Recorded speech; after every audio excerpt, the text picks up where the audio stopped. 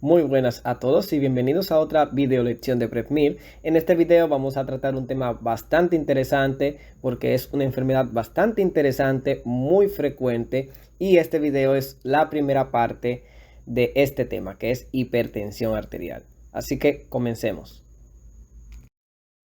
Entonces no queda de otra que en primer lugar hablar de la hipertensión esencial o hipertensión no atribuible a una causa etiológica precisa. De acuerdo con las últimas directrices de la Sociedad Europea de Cardiología y la Sociedad Europea de Hipertensión, la hipertensión se define como el nivel de presión arterial por encima del cual los beneficios del tratamiento, incluidas las modificaciones del estilo de vida y o las terapias con medicamentos, superan inequívocamente los riesgos asociados con ella. En particular, la hipertensión se define por un valor de presión arterial sistólica de mayor o igual a 140 milímetros de mercurio y o un valor de presión arterial diastólica mayor o igual a 90 milímetros de mercurio. Y estos son obtenidos en múltiples mediciones en el consultorio. Es decir, están realizadas directamente por un profesional de la salud. Esta tabla presenta la clasificación ESC-ESH de hipertensión arterial y es aplicable a sujetos con edad mayor o igual a 16 años. Y recordamos que en esta categoría de la presión arterial se define por las mediciones en el consultorio realizadas en posición sentada, teniendo en cuenta el valor más alto de presión arterial sistólica o diastólica. Y en cuanto a la hipertensión sistólica aislada, esta también se clasifica del grado 1, 2 y 3 según los valores de La Paz. La prevalencia mundial de hipertensión en 2015 se estimó en 1.130 millones. Es de descartar que la alta prevalencia de hipertensión es constante en todo el mundo, independientemente de la situación económica. En 2019, la prevalencia global estandarizada por edad en adultos de 30 a 79 años fue de un 32% en mujeres y de un 34% en hombres, lo que corresponde a una prevalencia promedio en la población adulta de aproximadamente 30 a 45%. Es importante destacar que aproximadamente el 41% de las mujeres y el 51% de los hombres no reportaron un diagnóstico de hipertensión. Menos de la mitad de las mujeres y poco más de un tercio de los hombres tomaban medicación antihipertensiva. La hipertensión se vuelve progresivamente más frecuente con el avance de la edad, alcanzando una prevalencia mayor al 60% en sujetos mayores de 60 años. Se espera que la prevalencia de la hipertensión aumente como resultado del envejecimiento de la población, la adopción de estilos de vida sedentarios y el aumento de peso corporal. De hecho, se ha estimado que el número de personas con hipertensión va a aumentar entre un 15 y un 20% para 2022, alcanzando una prevalencia general de alrededor de 1.500 millones. La hipertensión es la principal causa de muerte prematura en todo el mundo, responsable de unos 10 millones de muertes al año y más de 200 millones de años de vida causados por discapacidad, a pesar de los importantes avances en términos de diagnóstico y tratamiento. La mayoría de las muertes anuales relacionadas con hipertensión son principalmente el resultado de la cardiopatía isquémica y accidentes cerebrovasculares hemorrágicos o isquémicos, que son 3 millones, y la cardiopatía isquémica son 5,2 millones. De hecho, los valores de presión arterial muestran una relación independiente y continua con la incidencia de diversos efectos cerebrovasculares como el ictus, el infarto de miocardio, la muerte súbita, la insuficiencia cardíaca y la enfermedad renal crónica terminal. Las correlaciones con el inicio de la fibrilación auricular y el deterioro cognitivo y la demencia también son muy importantes, y las relaciones se han demostrado para todos los grupos de edad y en todos los grupos étnicos. Desde el punto de vista fisiopatológico, la presión arterial está determinada por diversos parámetros como el volumen sanguíneo, el gasto cardíaco y el tono arterial, y este último está condicionado por el volumen intravascular y los sistemas neurohumorales. El mantenimiento de la presión arterial dentro de los rangos fisiológicos, por tanto, implica una compleja interacción de elementos pertenecientes a múltiples sistemas sistémicos. El sistema renina-angiotensina-aldosterona, que tiene múltiples efectos de la regulación de la presión y está mediada principalmente por la natriuresis por presión, es decir, un aumento de la excreción de sodio a medida que aumenta la presión de perfusión renal. Este efecto da una hipotensión también da efecto de retención de sodio y también da efecto de vasoconstricción con una hipertensión.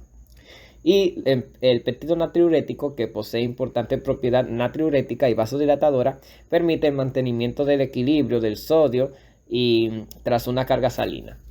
El endotelio, que es otro factor importante sistémico, también es un importante regulador del tono vascular, y esto contribuye a la sensibilidad de las sales a través de la liberación de óxido nítrico y otras sustancias vasoactivas que son incluidos como los vasoconstrictores, por ejemplo la endotelina 1.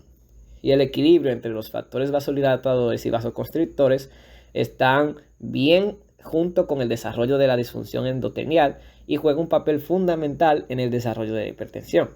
El sistema nervioso autónomo autosimpático, cuya actividad está aumentada en pacientes hipertensos o de otra manera desequilibrada con respecto a la actividad parasimpática. También está el sistema inmunológico, que es el determinante no solo de la génesis de la hipertensión, sino también del daño orgánico que está relacionado con ella. Por lo tanto, podemos identificar 4 mecanismos principales en la génesis de la hipertensión arterial: un aumento del tono adrenérgico, como suele ocurrir en jóvenes de 30 a 49 años, un aumento en los niveles de renina, frecuentemente relacionado con disfunción renal, disminución de los niveles de renina, característica de las personas con valores de aldosterona intrínsecamente elevados, y aumento de la resistencia periférica total, que es una condición típica de los pacientes de edad avanzada. O sea, simplificado al extremo, podemos afirmar que la presión arterial representa el producto del gasto cardíaco y la resistencia periférica total. La hipertensión rara vez ocurre de forma aislada, está a menudo resultando en la asociación con otros factores de riesgos cardiovasculares, por ejemplo la dislipidemia, y estas tienen un efecto multiplicador sobre el riesgo cardiovascular total. En consecuencia, la cuantificación de riesgo de ACV total también, o sea, la probabilidad de un individuo de desarrollar un evento cerebrovascular en un marco de tiempo definido, es una parte importante del proceso de estratificación de riesgo en los pacientes con hipertensión. Las guías europeas de la prevención cardiovascular y la prevención cerebrovascular recomiendan actualmente el uso del sistema SCORE, que es el Systematic Coronary Risk Evaluation, para la estratificación de riesgo de accidente cerebrovascular y otras enfermedades también que tienen que ver con la parte cerebral y vascular en la población general y en particular en la población hipertensa. El sistema SCORE permite obtener una estimación de riesgo a 10 años de un primer evento aterosclerótico mortal en relación con diversas variables como la edad, el sexo, el tabaquismo, el colesterol total y la presión arterial sistólica, calibrando el riesgo según el país de origen. Sin embargo, debe enfatizarse que la estimación formal del riesgo de accidente cerebrovascular con el sistema SCORE en realidad solo es necesaria en pacientes que no se consideran de riesgo cardiovascular muy alto, o por ejemplo pacientes con un SV documentada, y es que es de hecho ineludable el beneficio de la terapia hipertensiva. El sistema SCORE solo estima el riesgo de eventos cerebrovasculares fatales, que considera que el riesgo de eventos cerebrovasculares totales, es decir, los fatales y no fatales, son aproximadamente 3 veces mayor en hombres y 4 veces mayor en mujeres. Además de los factores incluidos en el sistema SCORE, muchos otros factores deben ser considerados en la evaluación de riesgo cerebrovascular total en el paciente hipertenso. Estos se deben dividir en 3 categorías, que son los factores demográficos, incluyendo la hiperuricemia, diabetes mellitus, sobrepeso, obesidad, sedentarismo y antecedentes familiares de enfermedad cerebrovascular de aparición temprana. También está el daño orgánico mediado por hipertensión, que afecta el cerebro, los ojos, el corazón, los riñones y los vasos sanguíneos, que se abrevia como HMOD, y las enfermedades cardiovasculares y renales manifiestas de carácter cerebrovascular, coronario cardíaco y más generalmente las ateroscleróticas. Esta tabla muestra como un aspecto único e importante la estimación del riesgo cerebrovascular en pacientes hipertensos, y está representada por la necesidad de considerar el impacto de la HMOD, que es decir, los cambios estructurales y o funcionales inducidos por la hipertensión en los órganos diana. Por lo tanto, podemos distinguir 4 categorías principales de riesgo cerebrovascular, que es el riesgo muy alto, y este incluye los sujetos con enfermedad cardiovascular diagnosticada clínica o radiológicamente, los pacientes afectados con un daño orgánico, los sujetos con una enfermedad renal crónica grave, los individuos con un puntaje score mayor o igual a 10%, está también el alto riesgo, y aquí se incluyen los sujetos con un aumento marcado de la FDR, por ejemplo, una hipercolesterolemia o un EPN de grado 3, los pacientes con diabetes mellitus de no muy alto riesgo, excepto los jóvenes con diabetes mellitus tipo 1, y los sujetos con una hipertensión y una enfermedad renal crónica moderada. Entonces, los individuos también de alto riesgo son con un score mayor o igual al 5%, pero menor de 10%. El riesgo moderado incluye a los pacientes con una hipertensión de grado 2, la mayoría de las personas de mediana edad y aquellos con un score mayor o igual a 1%, pero menor de 5%. Y el bajo riesgo incluye a los sujetos con un puntaje de score menor del 1%.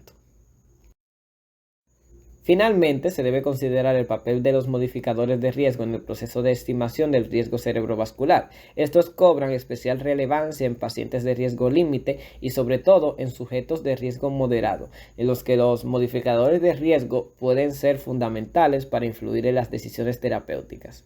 Además, las estimaciones realizadas con el sistema SCORE deben ajustarse en inmigrantes de primera generación en Europa con la ayuda de los factores de corrección. La estimación de riesgo cardiovascular está lastrada por 3 problemas importantes que siempre deben tenerse en cuenta en la práctica clínica. El riesgo cerebrovascular está fuertemente influenciado por la edad, este es el primero, mientras que las personas mayores tienen invariablemente un alto riesgo cerebrovascular absoluto, y el riesgo absoluto de las personas más jóvenes, especialmente las mujeres, es invariablemente bajo, incluso en presencia de un perfil de factores de riesgo marcadamente anormal. En este sentido, se ha propuesto el uso de la edad de riesgo cerebrovascular, y este funciona ilustrando cómo un paciente joven con factores de riesgo, a pesar de tener un riesgo absoluto bajo, en realidad tiene un riesgo equivalente al de una persona mayor con factores de riesgo óptimos. Otro factor a tenerse en cuenta de los 3 es la presencia de patologías concomitantes, que se suele considerar de una forma binaria en los sistemas de evaluación de riesgos. Y el último aspecto se refiere a qué valor de presión arterial utilizar en la estratificación de riesgo en los pacientes en tratamiento antihipertensivo. Y en caso de una terapia iniciada recientemente, es apropiado utilizar el valor de presión arterial previo al tratamiento. Esta tabla muestra la estratificación de la enfermedad hipertensiva en función de los niveles de presión arterial y la presencia de factores de riesgo cardiovasculares, HMOD y comorbilidades. Y esta ilustra los perfiles de riesgo aplicables a un hombre de mediana edad, por lo que se sigue recomendando el uso del sistema SCORE para la estimación formal de riesgo cerebrovascular. Ahora hablemos de la medición de la presión arterial en la oficina. La medición de la presión arterial a menudo se realiza de manera incorrecta, con poca atención en las condiciones estándar recomendadas para obtener una medición válida, lo que lleva a una clasificación inexacta, una sobreestimación de la presión arterial del paciente y, en consecuencia, terapias inapropiadas.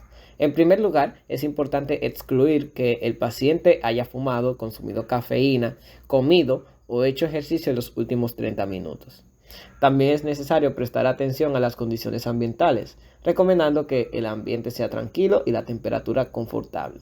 El paciente debe permanecer sentado durante 5 minutos en reposo antes de la medición. Es importante que ni el paciente ni el operador hablen durante o entre las mediciones. Se debe prestar especial atención para medir la presión arterial, y está indicado emplear los sonidos de Korokov en fase 1 y 5 para identificar la presión arterial respectivamente. Entre las demás precauciones a observar, recordamos realizar las mediciones adicionales en pacientes con valores inestables. En la primera visita mida la presión arterial en ambos brazos, y a partir de entonces utilice siempre el brazo con el mayor de los 2 valores. Medir la presión arterial después de 1 a 3 minutos en bipedestación en ancianos, y medir la frecuencia cardíaca y palpar los pulsos para descartar arritmias. Además, el método clásico de medición de la presión arterial en el consultorio También es posible referirse a la medición desatendida, es decir, sin supervisión. El paciente siempre debe estar sentado correctamente, luego coloca el manguito y se enciende el dispositivo, dejando al paciente solo en la habitación. Después de una cuenta regresiva de 5 minutos, el dispositivo toma automáticamente 3 mediciones con 2 minutos de diferencia que no pueden ser leídas por el paciente sino solo por el operador cuando regrese a la habitación. Este modo ha demostrado ser capaz de aumentar la reproducibilidad de las medidas y de reducir o eliminar el efecto de la bata blanca. Además, los valores de presión arterial suelen ser aproximadamente de 5 a 15 milímetros de mercurio, inferiores a los medidos con el método convencional en la consulta, siendo así similares a los obtenidos con métodos fuera de consulta.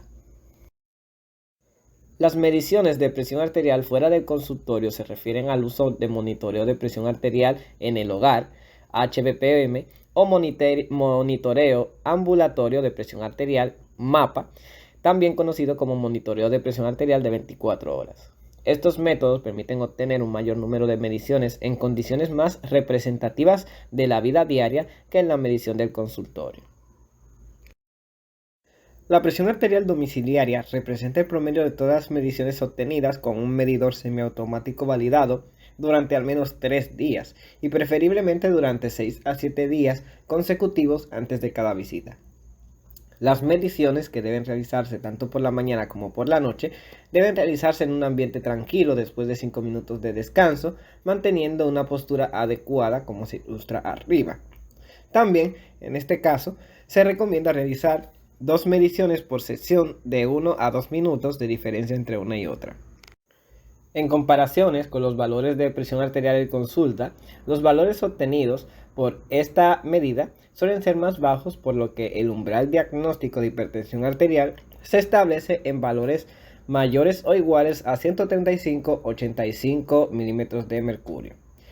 Esta también generalmente proporciona a través de valores de presión arterial más reproducibles y relacionados con el HMOD, por lo que es más predictivo de mortalidad y morbilidad cardiovascular. El ABPM proporciona el promedio de las mediciones de presión arterial obtenidas en un periodo de tiempo determinado, generalmente durante un periodo de 24 horas. El dispositivo generalmente está programado para registrar la presión arterial en intervalos de 15 a 30 minutos, proporcionando valores de presión arterial promedio durante el día, la noche y las 24 horas. Es importante que el paciente anote sus actividades y horas de sueño y se consideran válidas las sesiones con al menos un 70% de las medidas utilizables. De forma similar con lo ocurrido con el MAPA, en comparación con los valores de presión arterial en consulta, los valores obtenidos con la MAPA suelen ser más bajos, por lo que el umbral diagnóstico de hipertensión arterial se fija en los valores presentados en la pantalla.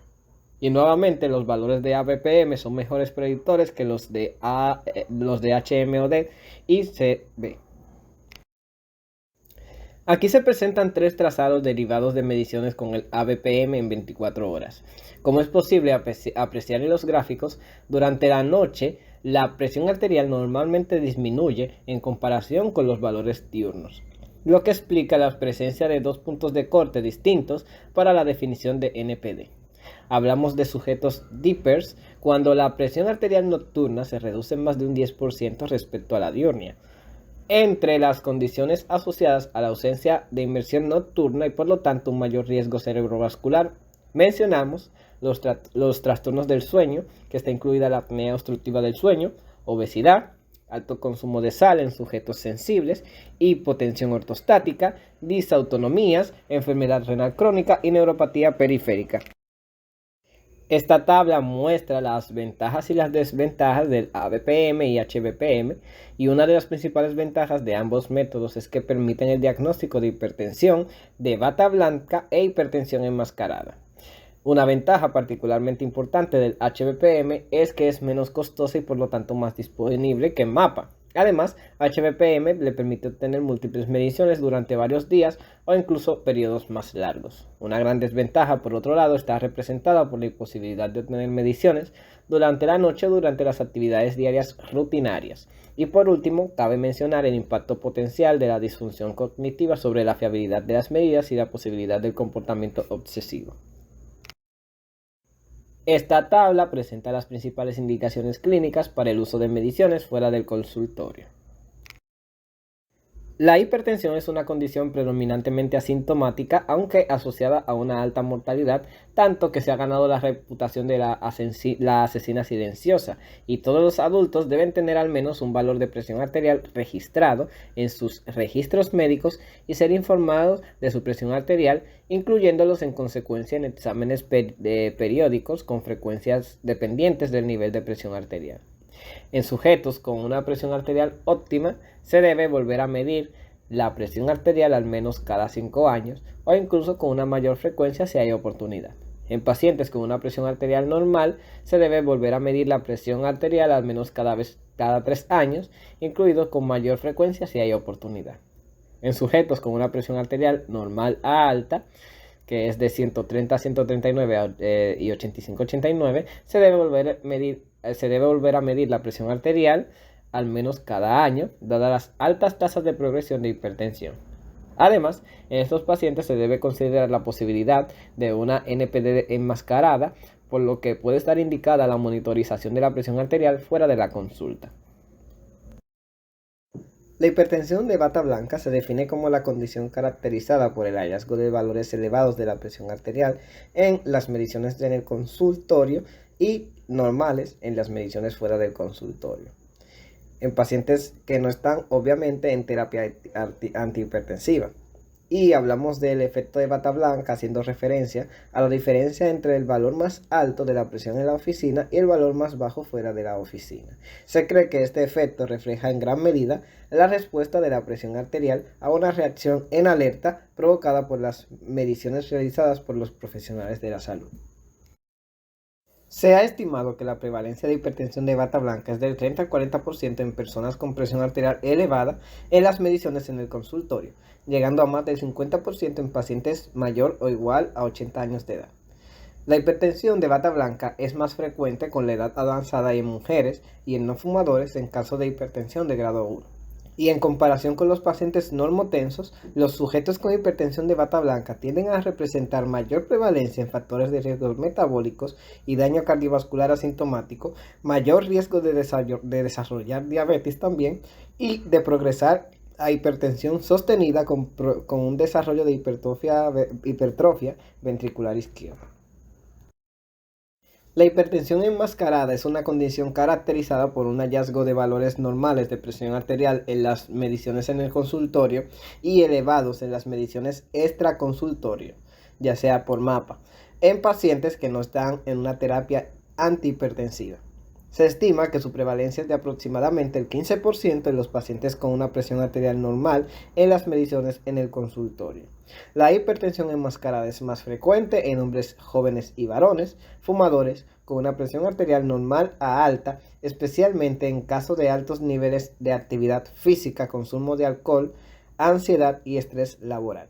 La hipertensión enmascarada se asocia a dislipidemia, disglucemia, activación adrenérgica y un mayor riesgo de desarrollar diabetes e hipertensión sostenida. Como resultado, estos pacientes presentan un riesgo de CV sustancialmente mayor a los sujetos normotensos, similar o incluso superior a los hipertensos sostenidos.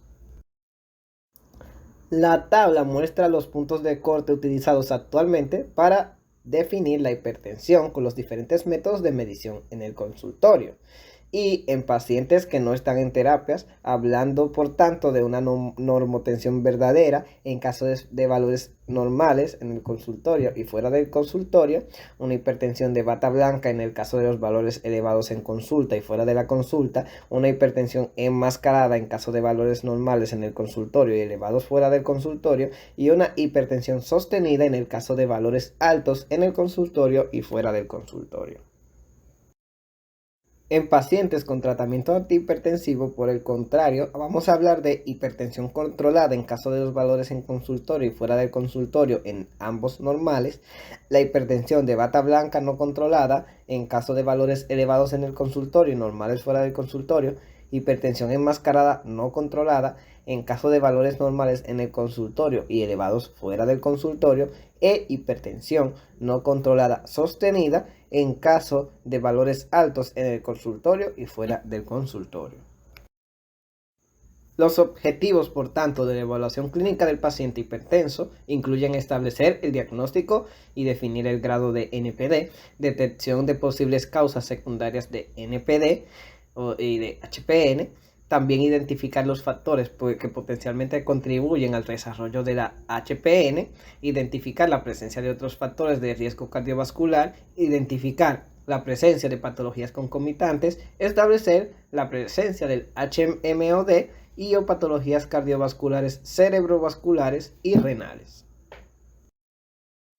El primer paso en la evaluación clínica del paciente con una hipertensión está relacionado por la anamnesis, durante el cual es necesario investigar los factores de riesgo de hipertensión, teniendo en cuenta la historia familiar, estilo de vida y otras condiciones que, por ejemplo, son la disfunción eréctil, la apnea del sueño, y también la historia de HMOD y accidente cerebrovascular y enfermedad renal, investigando los posibles síntomas que están relacionados con sistema nervioso central y ojos, dolor de cabeza, mareos, síncope, visión reducida, déficits sensoriales y motores, accidente cerebrovascular, entre otros. En el corazón hay que averiguar sobre angina de pecho, disnea, edema, infarto de miocardio, una revascularización coronaria, insuficiencia cardíaca.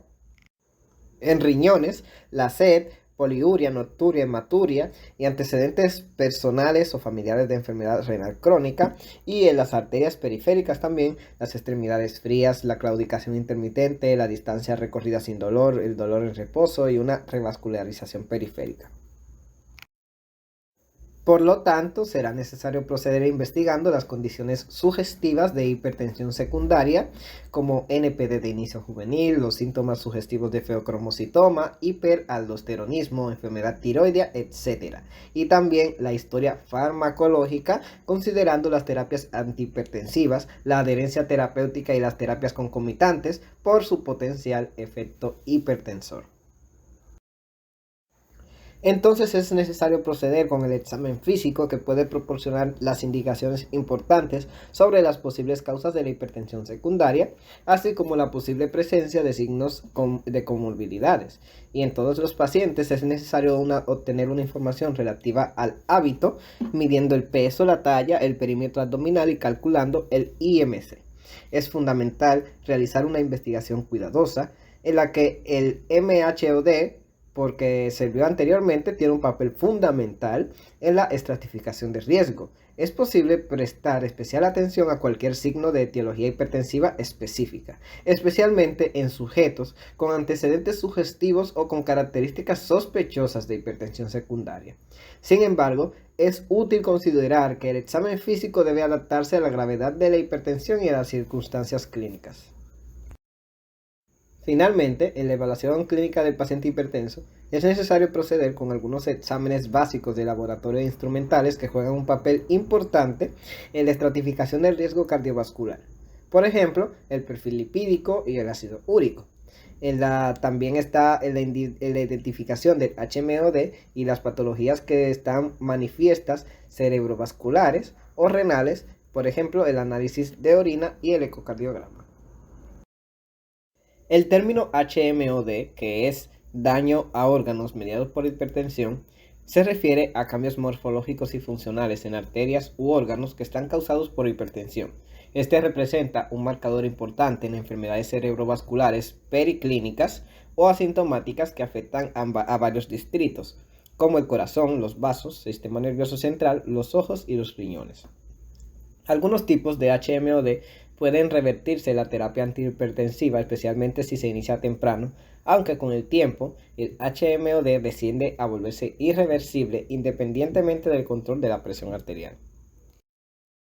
Por las razones mencionadas anteriormente, todos los pacientes hipertensos deben someterse a un examen básico de HMOD, y en este debe incluir un EKG de 12 derivaciones en busca de IBS, anomalías cardíacas y alteraciones del ritmo, una medición del cociente de albúmina creatinina, una medición de la creatinina sérica y el cálculo del eGFR, con el objetivo de identificar los posibles cambios funcionales o una patología renal. El examen de fondo de ojo, que es especialmente indicado en pacientes con hipertensión de grado 2 o 3, y todo esto es parte del screening. Generalmente se realiza un cribado más detallado cuando la presencia de HMOD puede influir en las opciones terapéuticas, adaptándose en cualquier caso en función de las condiciones clínicas y los hallazgos destacados en el cribado básico. En particular, esto puede incluir la ecocardiografía, el ultrasonido, la ecografía abdominal y estudio Doppler, las pruebas de función cognitiva, la velocidad de onda de pulso y la imagen mental también. La investigación del HMOD requiere esencial y especial relevancia en aquellos pacientes con un riesgo límite, y entre ellos se incluyen los individuos hipertensos de mediana edad, también los sujetos hipertensos jóvenes y generalmente considerados de bajo riesgo, y los sujetos con una presión arterial normal alta. La condición de hipertensión determina un aumento crónico en la poscarga del ventrículo izquierdo, lo que puede proporcionar y condicionar la aparición de una hipertrofia del ventrículo izquierdo, una disfunción diastólica, un agrandamiento de la aurícula izquierda, un mayor riesgo de arritmias, especialmente fibrilación auricular, y un aumento de riesgo en la insuficiencia cardíaca. El EKG de 12 derivaciones debe ser parte de la evaluación de rutina de todo paciente hipertenso.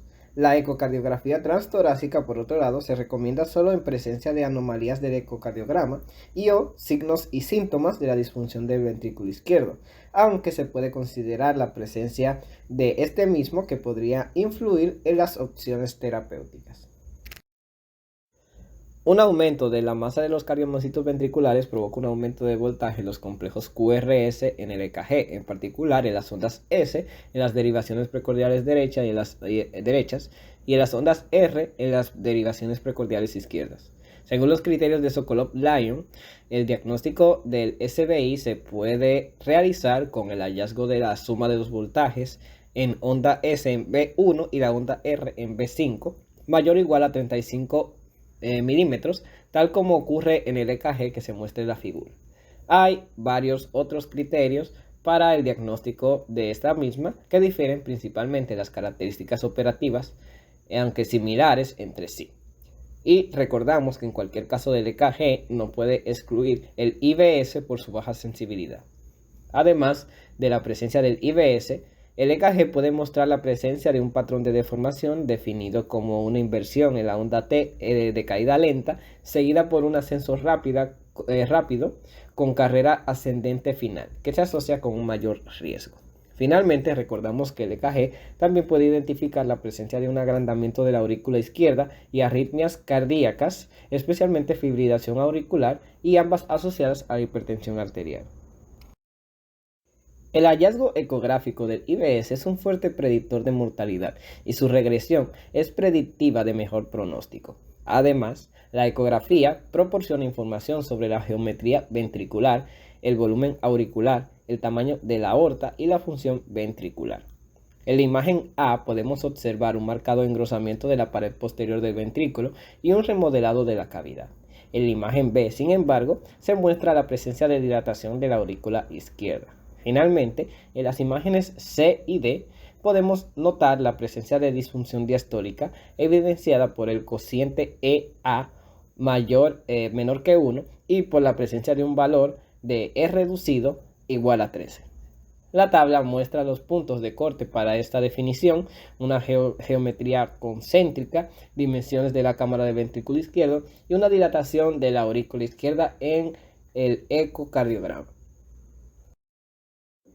Entre los principales indicadores en el daño hipertensivo vascular están representados por un grosor íntima media carotidia, que es un potente predictor de riesgo cardiovascular, y también un pulse wave velocity, que permite medir la rigidez de las grandes arterias, principal determinante fisiopatológico de hipertensión sistólica, y aumento de la presión del pulso dependiente de la edad.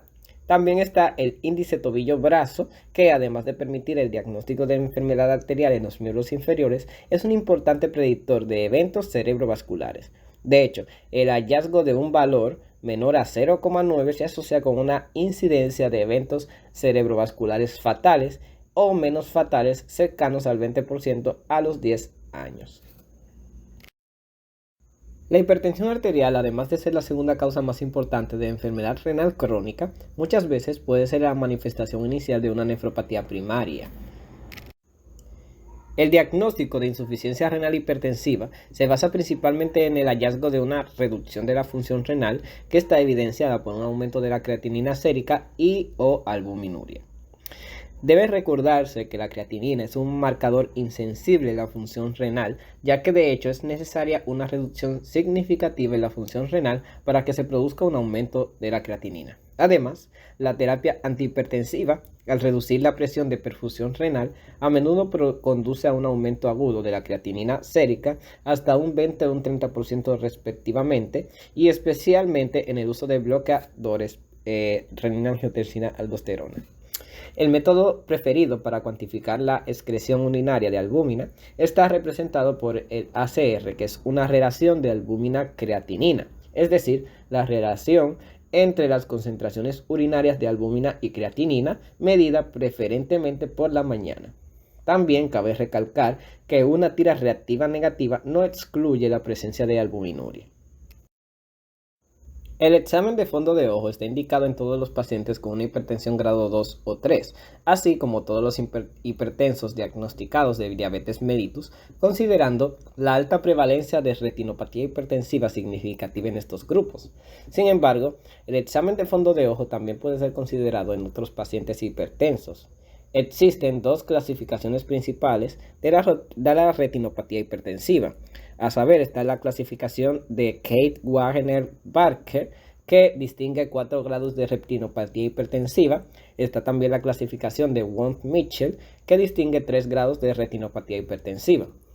Recordemos que el hallazgo de hemorragias retinianas, microaneurismas, exudados duros, exudados de bolitas de algodón y papiledema es altamente reproducible, además de ser un indicio de retinopatía avanzada y un alto predictor de mortalidad.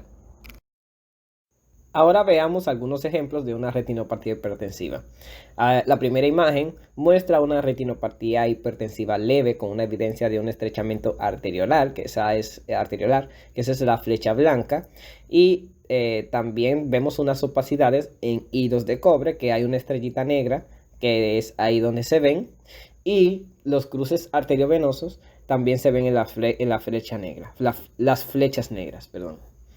Vemos entonces un ejemplo de retinopatía hipertensiva moderada en la que encontramos características en la forma leve junto con un edema en bola de algodón, que esas son las flechas amarillas, y hemorragias intrarretinianas, que esa es la flecha roja.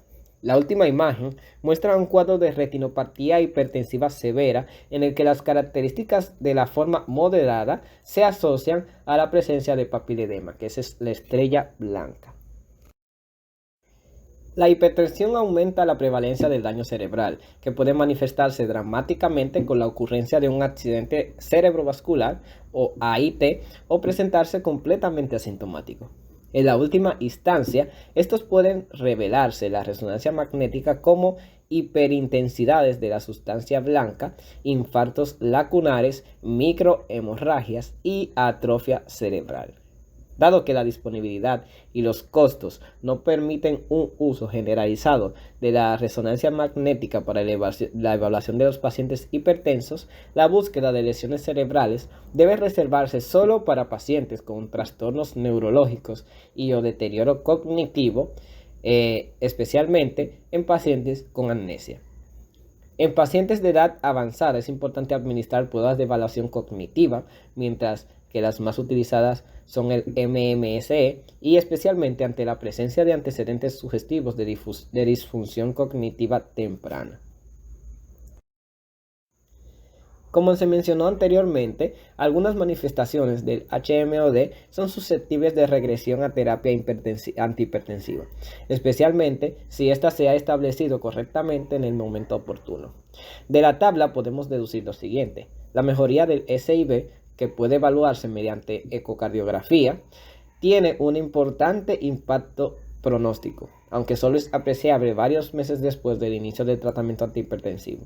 Incluso la mejoría del daño renal, que puede evaluarse con el aumento de la TFGE, tiene un valor pronóstico definitivo, mientras que para la albuminuria los resultados son contradictorios y estas son medidas bastante sensibles. Finalmente, la mejoría del daño vascular tiene impacto pronóstico al menos limitado. Además, los métodos de evaluación tienen baja sensibilidad y presentan y necesitan mucho tiempo antes de cambiar. Hablemos ahora de la hipertensión secundaria. En el concepto de hipertensión secundaria englobamos todas aquellas formas de hipertensión determinadas por una causa identificable y por tanto posiblemente tratables con una intervención específica. Dado que la prevalencia de la hipertensión arterial secundaria es del 5 al 15% de todos los pacientes hipertensos, es fundamental mantener un alto índice de sospecha y prever un diagnóstico precoz, ya que el inicio oportuno de una terapia etiológica puede ser potencialmente curativo, especialmente en pacientes jóvenes. Por el contrario, las intervenciones implementadas más tarde tienen menos posibilidades de ser curativas o de eliminar la necesidad de medicamentos antihipertensivos, ya que la antihipertensión de larga duración produce daño vascular y en otros órganos que tienden a soportar el aumento de esta misma. No obstante, las terapias etiológicas siguen siendo importantes, ya que su uso a menudo permite un mejor control de la presión arterial con menos fármacos. Dado que no es factible ni eficiente realizar un cribado de hipertensión secundaria a todos los hipertensos, es importante tener en cuenta algunas características generales que identifican a aquellos individuos con una mayor probabilidad de tener una forma secundaria de hipertensión y en los que por lo tanto se puede considerar un cribado.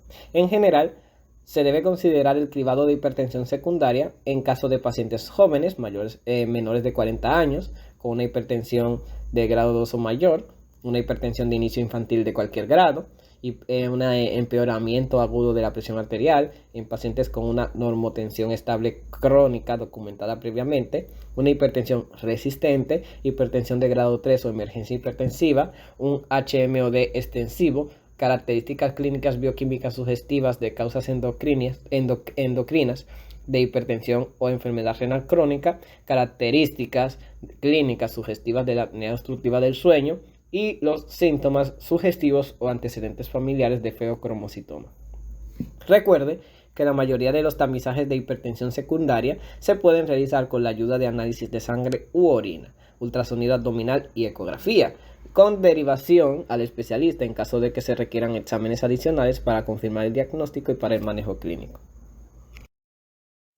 Las causas de hipertensión secundaria se pueden dividir en tres categorías principales. Están las causas endocrinas, entre las cuales las más frecuentes están representadas por el aldosteronismo primario y la enfermedad tiroidea. Las causas renales, que incluyen las causas tanto parenquimatosas como vasculares, y las otras causas que están incluidas, las apneas obstructivas del sueño.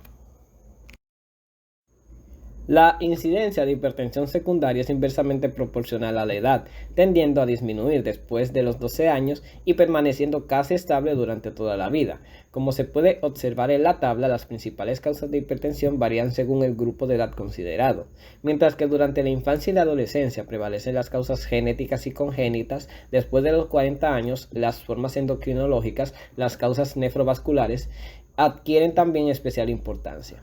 Cabe señalar que en todos los grupos de edad deben tenerse en cuenta las causas nefroprimarias de la hipertensión secundaria. Las drogas y otras sustancias pueden causar un aumento suficiente como para dar lugar a la sospecha de hipertensión secundaria. Por lo tanto, al considerar el diagnóstico, es de fundamental importancia hacer una historia farmacológica cuidadosa, recordando además cómo algunos medicamentos, como los AINE, tienen la capacidad de contrarrestar el efecto de los medicamentos antihipertensivos. Entonces pasemos a analizar de forma sintética las principales causas de hipertensión secundaria partiendo de formas endocrinas. El hiperaldosteronismo primario es a menudo asintomático, aunque rara vez puede manifestarse como una astenia o resultado de una hipopotasemia. El diagnóstico se sospecha en todos los pacientes hipertensos con hipopotasemia espontánea o farmacológica. Las tiropatías son otra causa frecuente de hipertensión que se debe sospechar en todos los pacientes con signos y síntomas de hipertiroidismo, en los que es importante solicitar la dosificación del reflejo de TSH. El hiperaldosteronismo es una causa rara de hipertensión que debe sospecharse en todos los pacientes con una elevada bioquímica y con manifestaciones relacionadas con ella, hablando de la hormona PTH. El feocromocitoma, que clásicamente se manifiesta con una hipertensión paroxística, en realidad se asocia con mayor frecuencia con una hipertensión estable. Y el cuadro sintomático se resume a un acrónimo 5P, a saber, hipertensión paroxística, dolor de cabeza pulsátil, transpiración, palpitaciones y palidez. El síndrome de Cushing, que es especialmente en su forma iatrogénica, es una posible causa de hipertensión secundaria que debe sospecharse en todos los casos en la que la hipertensión se asocia con facies lunar, obesidad central, atrofia de la piel, estratos, equimosis o diabetes. Como se ha visto anteriormente, las causas de hipertensión secundaria son extremadamente frecuentes, aunque a menudo completamente asintomáticas.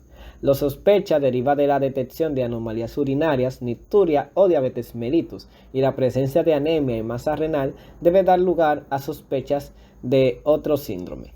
El cribado se basa en la evaluación de la función renal, los análisis de orina y el posible uso de la ecografía renal. Entre las principales causas de hipertensión nefrovascular, recordamos que están la estenosis aterosclerótica de las arterias renales, la displasia fibromuscular, y una causa muy frecuente de hipertensión secundaria está representada por el SAOS, o apnea obstructiva del sueño.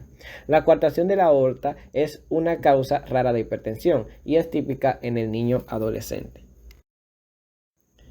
Las formas monogénicas de hipertensión secundaria son raras pero de gran importancia, ya que están sujetas a tratamientos etiológicos extremadamente efectivos y, por ejemplo, la amiloridad en el síndrome de Liddle y las características comunes en estas condiciones incluyen el inicio de la infancia, la adolescencia o el adulto joven.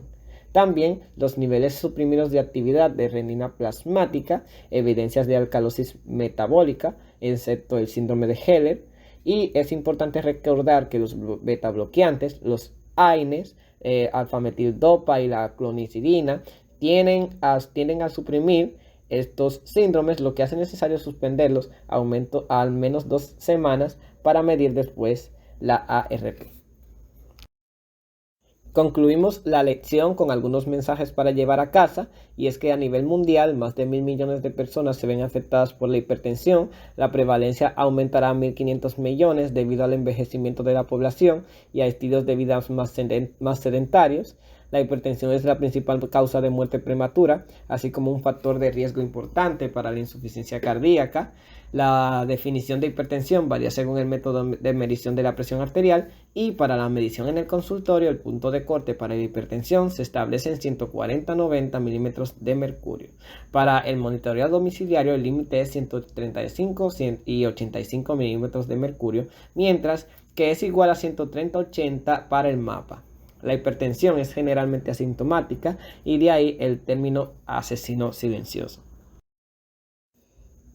La hipertensión a menudo se asocia con otros factores de riesgo como dislipidemia, el síndrome metabólico, etc., a menos que el paciente ya tenga un riesgo alto y muy alto en una presencia de SB. Se recomienda la estratificación normal del riesgo de enfermedad cerebrovascular mediante el sistema SCORE. Sin embargo, es importante reconocer que la presencia de HMOD, especialmente enfermedad renal crónica o retinopatía avanzada, aumenta aún más el riesgo cerebrovascular y por lo tanto debe identificarse como parte de la evaluación del riesgo en pacientes hipertensos.